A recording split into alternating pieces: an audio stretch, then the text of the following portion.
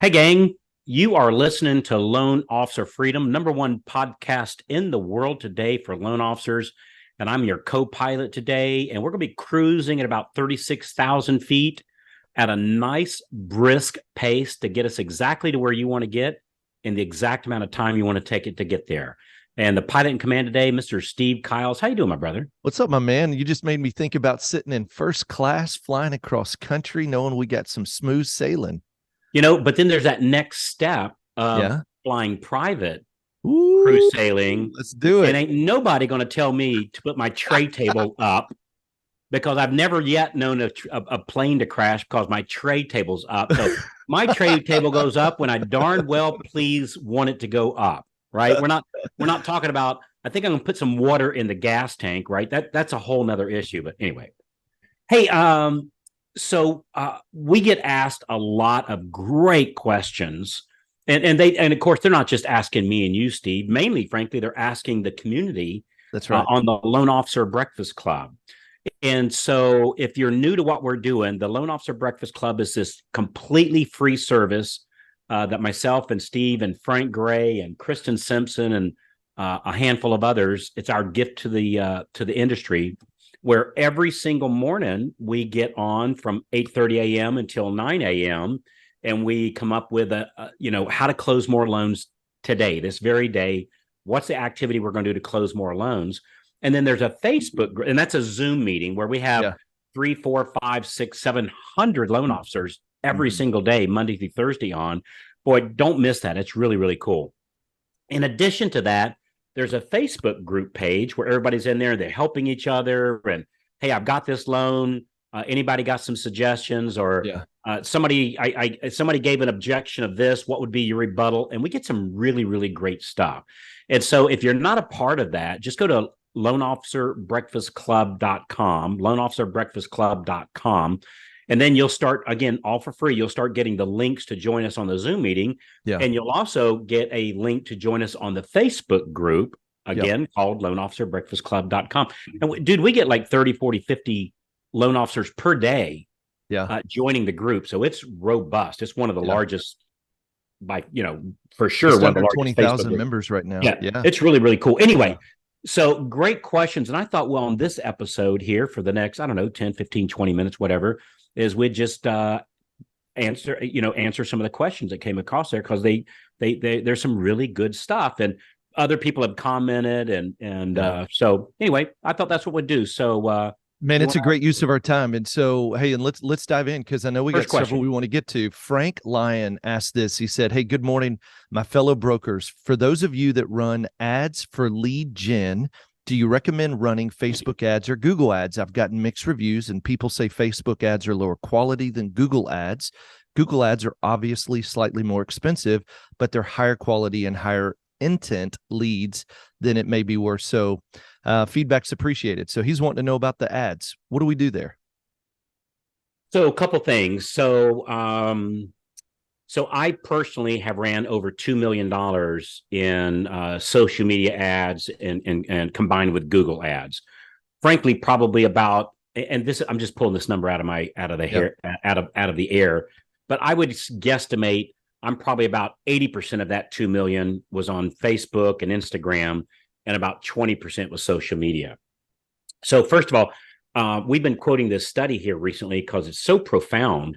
Yeah. And the study was where it polled the consumers. How did you find your last loan officer? The loan officer that did your last funding for your mortgage, where'd you find them? Yep. And it was shocking. 3% was social media. Mm-hmm. 3%. Dude, that blew me. I was going to guess it was going to be 20, 25, maybe Oh 30. yeah. Three. Uh-huh. Three. I It's I shocking. sobbed. I Yeah. sobbed when I saw that, because I thought of all the, and I started looking at that, and I went and looking at where we get our own leads, and I went, that's about right. Yeah. That's about right. And we're very aggressive on the social media. So about 3%. I thought, wow, that's interesting. Google search was at 11%.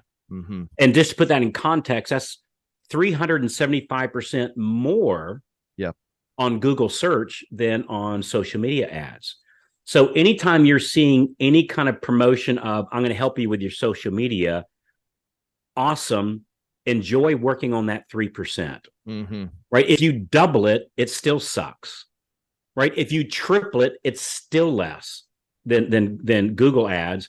Oh, by the way, friends and family was at 20%, Yeah. which means us marketing to our past database, right? And then the real estate agents were, of course, the elephant in the room, was at 37%.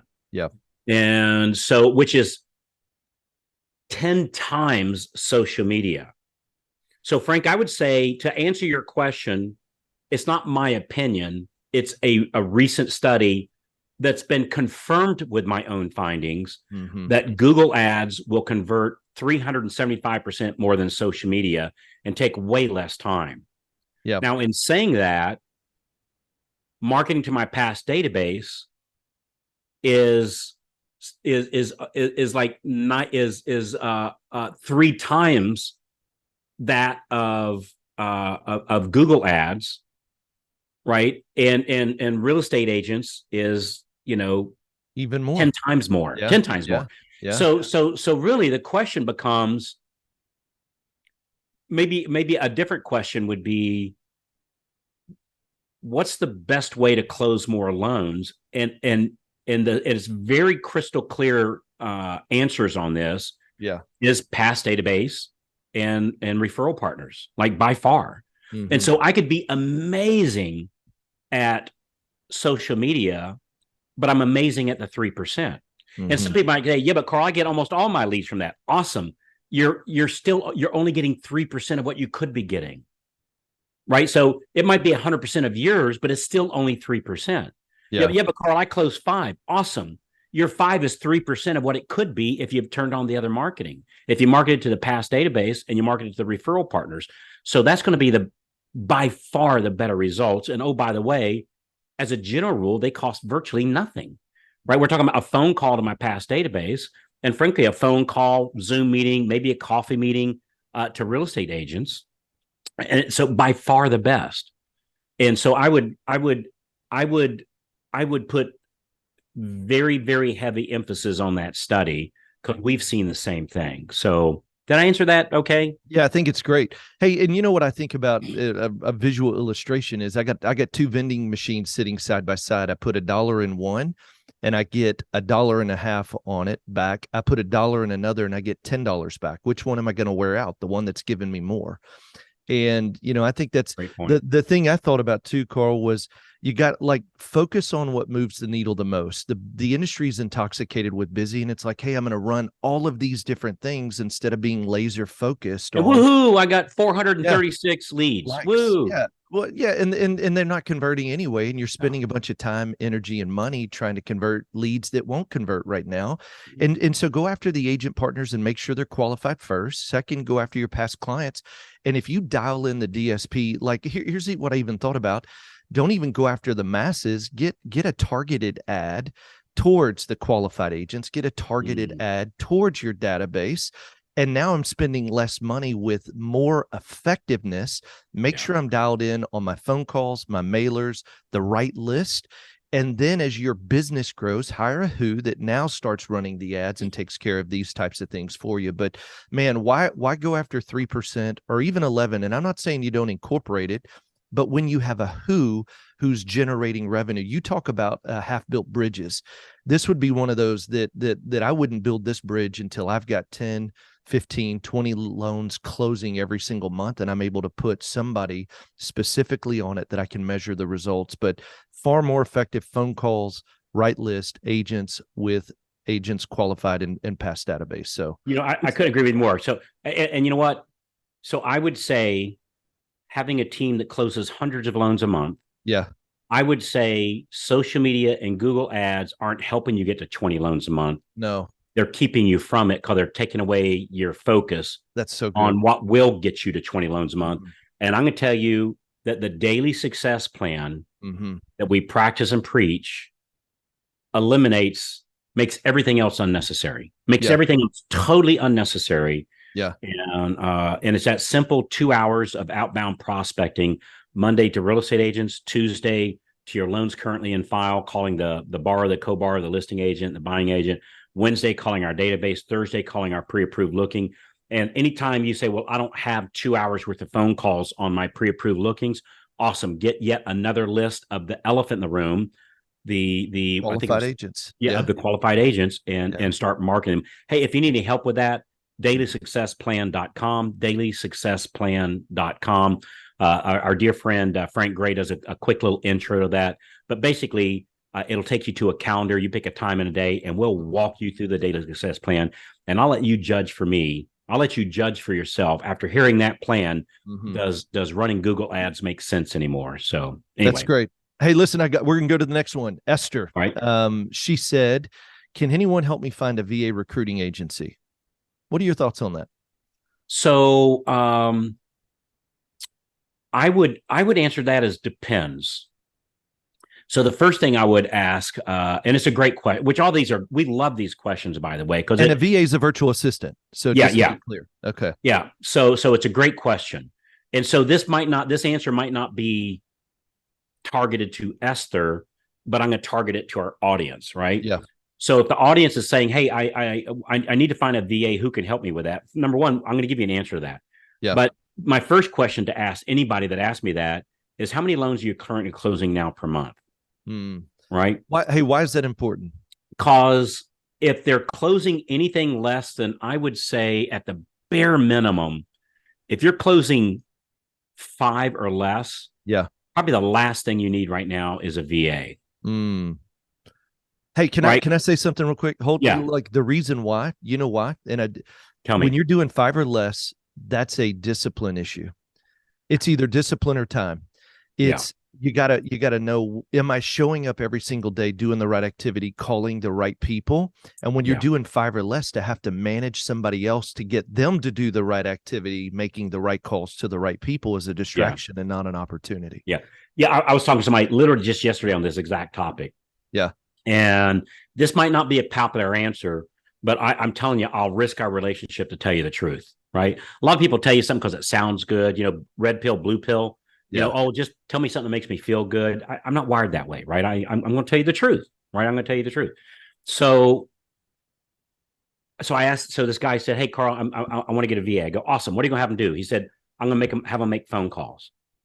And I said, "Well, that's your job. So when they're making those phone calls, what are you going to be doing?" Well, maybe like working on the loan stuff. And I go, "Awesome. That's your loan partner's job, your loan officer assistant. That's their job. What are you going to be doing?" I don't know. Maybe I need to rethink this. And I go, "Well, it's not that you really think it. Maybe nobody's ever told you, right? And how would you know, right? It's not his fault, right? How would you know, right? No, hell, I didn't know either, right? Until somebody pointed out to me. I went, oh, that makes perfect sense. Sure. So I remember it was a friend of mine, not Frank Gray, but a friend of mine, Frank, said, Carl, your job is the sales job. Right. That's what you do. You're a salesperson. And so hiring a VA to do my sales calls for me, I mean, that's where the money is. Yeah. And so it's not that we can't get somebody to make those calls for us, but I would say somebody needs to be closing, say, I don't know, maybe 12, 14, 15 loans a month before we should even think about hiring another salesperson to help us out. Because if we're closing 12 to 15 loans a month, we should be able to make our sales calls for 12, 13, 14, 15 closings a month. And if I'm going to hire somebody at some VA, whether they're here in the States, for $15 an hour, or somebody in, say, the Philippines, awesome culture, awesome group of people, and I'm going to pay that person whatever, $8 an hour. Yeah. $8 an hour is not going to solve my sales problem, right? I'm going to solve my sales problem by simply making those phone calls. And we're not going to get some untrained, not a mortgage person to be effective at making our calls near at the level that will be effective making those calls. And as a salesperson, like if you're wanting to fire yourself from a sales position, what are you going to be, the manager? Well, I got some breaking news for you. I can hire a manager for $40,000, $50,000. Yeah. And if we're talking about you being a loan officer making $200,000, $300,000, $400,000, $500,000, some of our folks are in the $1 million, right? The 2 comma club, what we call it. what sets them apart? They're salespeople. Managers don't make $800,000. Yeah. Salespeople do. Yep. Right. So yeah, I wouldn't be so quick to hire a VA. That might end up being a distraction. And now I'm putting together that and I'm managing that and I'm not making my phone calls. Hey, and Carl, but I hear somebody say, but I don't like making the calls. What would you, hey, I don't like making them. I don't want to make them. I'm going to hire a VA. They're going to make the calls. I'll go on the appointments. What would you say to that? You could do that. I guess you could do that. I would look more into why don't you like making the calls? That's right? the better question. Yeah. Because it's unlikely they're going to say, well, I hate people and I hate talking to people. Yeah. And you know what? There's nothing wrong with that, right? There's people that are like that, right? There's nothing wrong with that. Like and I mean, literally, there's nothing wrong with that. That's just probably a sales position might not be the best thing for that person. Like maybe, and I don't want to pigeonhole, but software development or working on processes and systems or, mathematical. I've got friends of mine from my previous life. I have a chemistry degree and it just attracted awesome group of people, but with different skill sets. Right. So if the thing is, well, I hate talking with people, there's other professions that might be a little bit more in tune for that. Almost never is that going to be the case. Most of the time it's going to be, I don't like rejection. Mm-hmm. And it's just simply a thing to get in our minds. They're not rejecting you. They're rejecting your offer. They're saying no to your offer. It's just like, Steve, if I offered you, I don't know, my guess is you just had breakfast here not too long ago as we're recording this. It's early in the morning. So say, hey man, you want a stack of pancakes? It's like, Carl, I just ate, Carl. I like you. I like pancakes. I like breakfast. I just don't want them right now. You're not rejecting me. You rejected the offer. Yeah. And it doesn't mean you reject the offer forever. You rejected it at this moment in time. That's right. And so for most people looking for the VA, a VA doesn't solve their problem. It's understanding that you're not being rejected. Yeah. It's your offer. And they're not going away from that offer when they said, no, thank you, thinking about you for the rest of the day about what a loser you are. They're not thinking about you at all. Yeah. Like it's just no big deal. So to answer that question though, one of the groups that we use, and we have no affiliation. So the guy that does it's a buddy of ours, but we have no financial affiliation to this whatsoever, is Remote Agent Assistant Scout. Remote Assistant. What is it? I'm going to say I think it's Remote Assistant Scout. .com. Yeah. And if it's not, we'll delete this out. So remoteassistantscout.com is who we use for a VA. It is awesome service. And some of you, that's the right move to make right now. If you're at 2, 3, 4 loans a month, that is absolutely not the answer. It's focusing in on your daily success plan. I'm telling you, that one activity, the daily success plan, will make almost everything else unnecessary. So, I got the next question here. Hey, let me add one thing to that. You know what I love? Your point to that is actually deeper, because if call reluctance is driving getting a virtual assistant, and Carl, they don't address the deeper issue, then they're going to be reluctant to make the Just Ask Tuesday update calls, which are the money calls. They'll be reluctant to call the database. They'll be reluctant to call the, here's what will happen is they'll walk in Thursday on pre-approved and looking and say, man, I don't want to touch the lead, touch the partner. And until you're disciplined, literally, look, discipline over time turns into desire. And when you realize the joy of prospecting, you realize this was something I had to break through like 5 or 6 years ago. And when I began to really understand, Carl, that prospecting is getting the opportunity to meet other people with similar vision, values, and beliefs. Look, I'm only looking for, we talk about it all the time, 16%. 84% of the people are going to say no. And when I understand that, it's like, hey, I'm not looking for everybody, but I'm looking for the opportunity to be able to do life with people that I know, like, and trust and are doing good business. And together we can make an even greater impact and make an incredible living doing it. And so the deeper issue typically, and maybe not on this question, but typically it's the call reluctance. And as you break through that, you realize the power of taking control of your business. And what I love, and you taught me this, look, you got to do it first so that you know how to help the next person do it second. And not in everything, but in the sales calls you do, because there's rebuttals and objections. And what do I say when this happens? So even if it's for the first 3 to 5 months, you're making the calls, you can bring someone in but you only hold your ground if you bring someone in to do what you did. If you'll match your intensity and they match your intensity, and now you've got two people making sales calls, that's where you start growing at a scale. But you've overcome the call reluctance. You've become a master of the scripts. And when you pick up the phone, it actually creates excitement instead of reluctance in making the call. Hey, so you're 100% right on this one, that we have to overcome the call reluctance first, because I'll give you a fact. And this is a great service. So this is not a ditch on the service, because the service is great.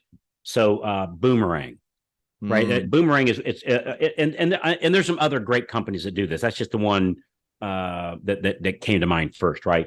So there's these services that, like, on your past database, you get alerted if they have a mortgage pool. You get alerted if they put their house for sale. You get alerted if they like, if they're taking, getting ready to buy another house type activity, that through a part of AI, it alerts you, hey, this person is looking at buying a house. And oh, by the way, you funded their last loan, 18 months ago or 2.5 years ago.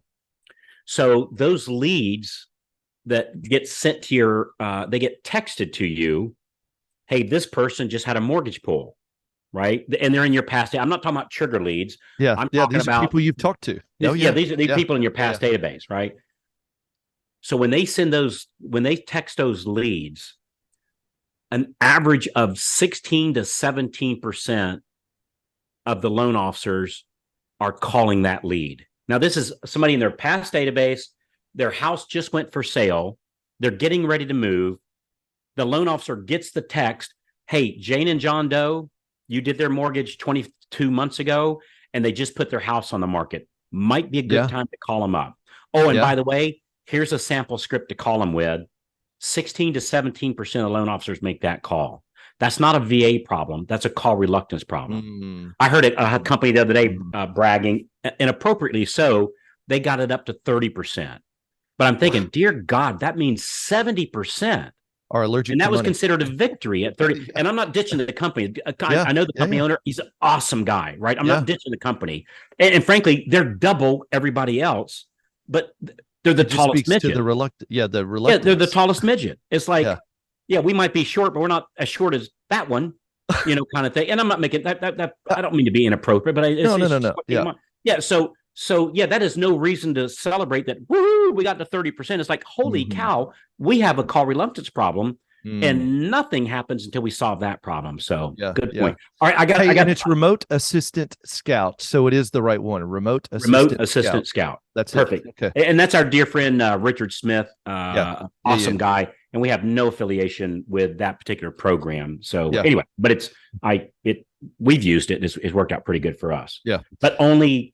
Yeah, make sure that that's the problem. Make sure that that's the solution for the problem that you have. So, hey, I'm going to ask you one more question. We'll wrap this up. Okay.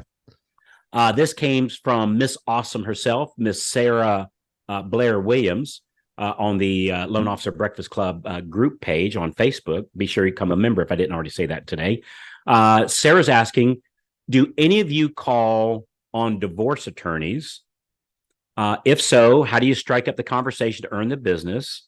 And a couple more little details. But the bottom line is, do you call divorce attorneys? And some said yes, some say no. How say you? I say after the DSP is fully implemented. I think anything outside of the qualified agents, where the number one source of relationally referred leads come from. Look, if you're trying to get first fast dollars, or I'm trying to build my business quickly, I would go to the biggest waterfall. Like if I'm trying to get buckets of water, I want to go what's spewing the most water out. And that's going to be relationally referred leads that come from qualified agents who do 8 or more buy-side transactions. Second thing is, instead of spending time going after a new pillar of business, and I like pillars of business, I would focus on, are my Just Ask Tuesday updates fully dialed in? Is my Wednesday database being called? Carl, I know for our market and our network that we're building, we got branch managers and loan officers that plug into my network. And Carl, we're averaging about 28 to 30% of our business is coming from past clients, simply calling 2 letters of the alphabet a week, mailing once a month, doing a quarterly text. I mean, following the plan that we talk about. And the last one would be, are you fully implemented on your pre-approved and looking? Now, if you're fully implemented and you've been running the play, you're probably closing double digits in loans. And if you want to do another leg of marketing, we just had our buddy Greg Morga. He's been with us, Carl. He's a Freedom Club member. He's been coaching with us for 2 years. He's 4 years in the business. Almost 5 years in the business. Carl, in his third year having coached with us, he W2'd $1 million. Last year, just under $1 million in quote unquote the toughest environment. And this year, 31% of his business is refi. 31%. And the brother's going to hit just massive breakthrough numbers again. And you know what he did? Divorce attorneys are a part of it. But you know what he told me? He said, Steve, I only went after divorce attorneys and financial planners after I fully implemented the DSP. He said if I'd have done it before that, it would have been a distraction to what really built. He said a phrase that really captured. I just thought, man, this is good. He said, purchases to survive, refis to thrive. I like divorce attorneys, but that wouldn't have happened had he not focused on the DSP, got well past double. He's funding 19 units this month. And that's just him, not even the other guys he leads in his branch. And he's throwing up big money, but he didn't start with it. It started with the DSP fully implemented. And then he added in a leg of marketing, which were divorce attorneys and financial planners. So I like it, but not first. Yeah, I would agree with that. I might would even go one step further. And Steve, you know me about as well as anybody. And I'm not being humble by saying this. It's the truth. I'm a real simple person. And I keep my plan as simple, right? It's a simple plan. And so I know for a fact that 67% of all purchase loans that close with the loan officer that the real estate agent recommended, 67%. All right. So I would call that printing $100 bills. And so I go, all right, I'm successfully printing the $100 bills now. I'm getting the agent. So now I've got some free time. Yep. I want to set up another printer. I'm going to set up another printer printing $100 bills again. Like, why would I set up a printer that's printing $5 bills or even $10 bills or even $50 bills when I've got one printing $100 bills? If I'm going to run a machine, I want it to be not $50 bills. I want another 100. So if I go, hey, I got more time, go market to more real estate agents because 67% of all loans close with the loan officer the real estate agent recommend. Yeah, but Carl, I'm doing that and now I got free time. Awesome. You got free time? Go do that some more. Well, I don't want to talk to agents anymore.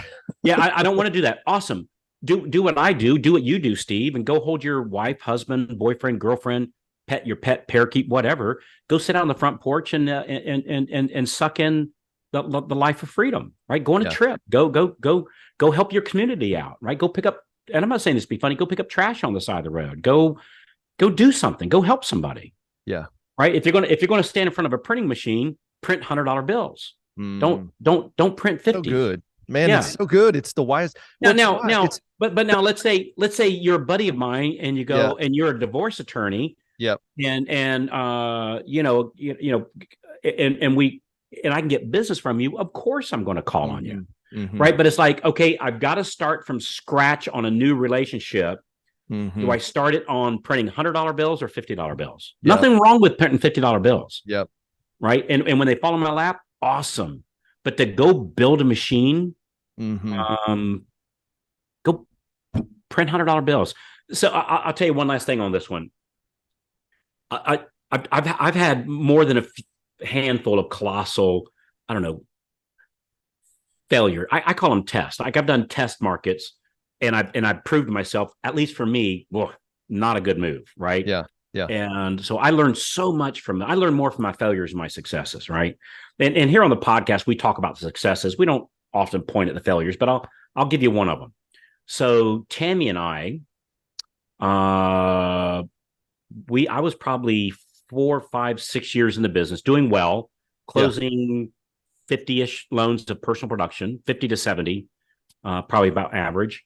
50 to 70 a month. A month, yeah. A month, yeah. A personal production, yeah. Yeah. And we went to this conference, Tammy and I, one of our business partners, went to a conference where they talked about the divorce attorneys. Like, are they, divorces? Because they said, hey, on divorces, somebody probably is going to refinance a house into one of them's name, and then the other gets cash out. Equity buyout. Yep. And then they go buy something. So you end up getting a couple loans out of it. And frankly, helping a couple that's going through a very, very hard time. Right. And so we certainly want to be empathetic to those people. It happens to the best people, right? Good people go through bad things, right? It's just the way it works. And so we thought, damn, that sounds like a great idea. So we found a source at the courthouse where you paid, I don't remember what it was, $50 a month, $100 a month, $20. I don't know what it was. And they'd give us a list of all the people that's going through that just filed for divorce. And then we took that list and we had a scrub list. Are they homeowners? Yeah. And so now we have a list of these are people going through divorce. Yep. They're homeowners. And so we started sending them letters. Hey, I understand you're going through a hard time. We can help you with one of the issues you might be going through.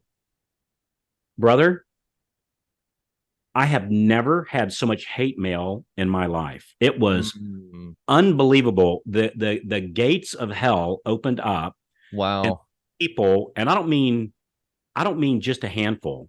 Yeah. I don't mean that small minority that we just kind of ignore. I'm talking about floodgates of people. How dare you prey on me in our time? And I'm thinking, but I'm helping you solve it. You got a problem. I'm trying to help you with it. Yeah. How did you find out? How did you know? How dare you?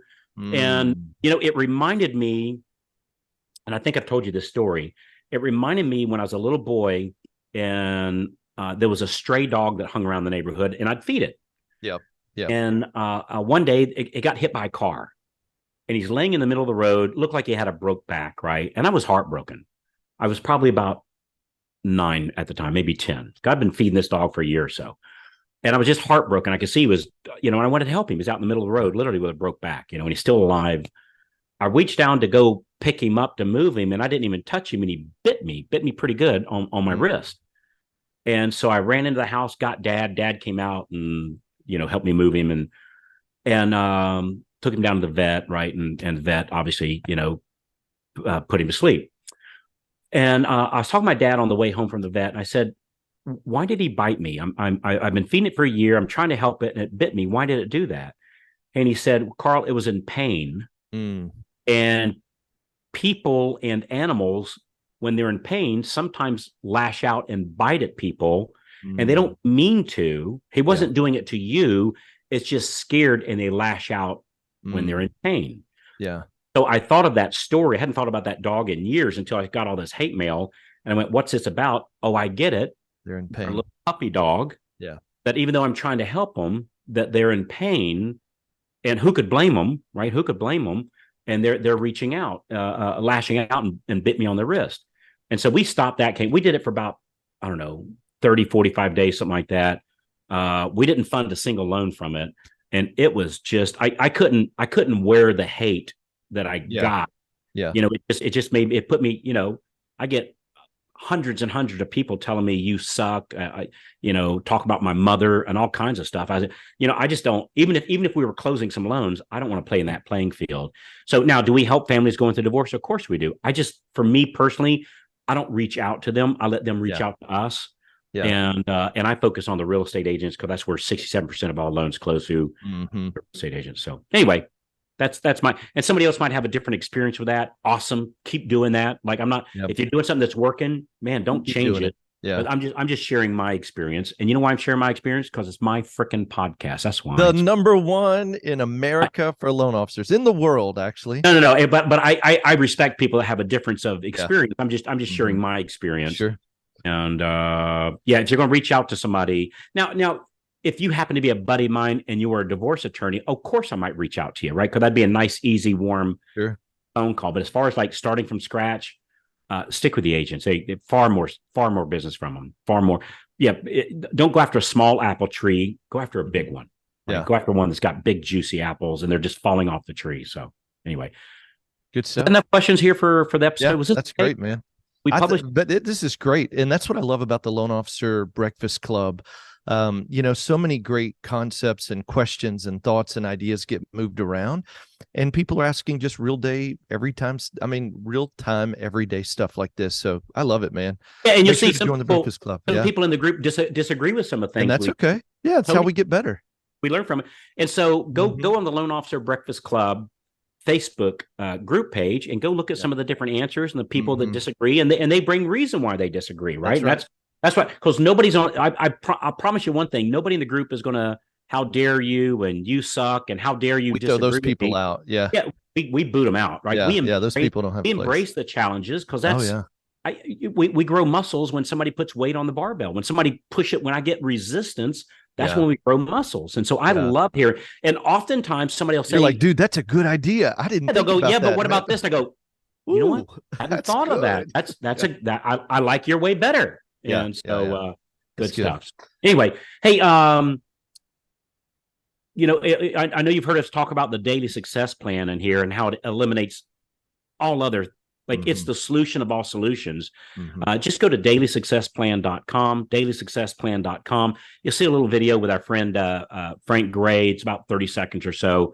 But the bottom line is just go in there and tell us a little bit about you so that we can best prepare for a call. It'll take you to a calendar. You pick the time and date works best for you.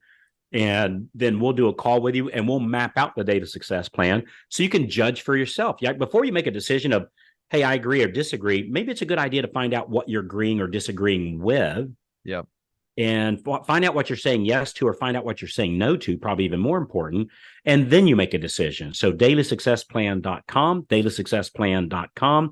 Appreciate you guys. Thanks for all the reviews. Steve, love you, brother. Thanks for doing these podcasts with me. Love it, man. We'll talk to you guys when you call in, and we'll see you on the next episode of Loan Officer Freedom. Thanks again, everybody. Bye-bye. See ya.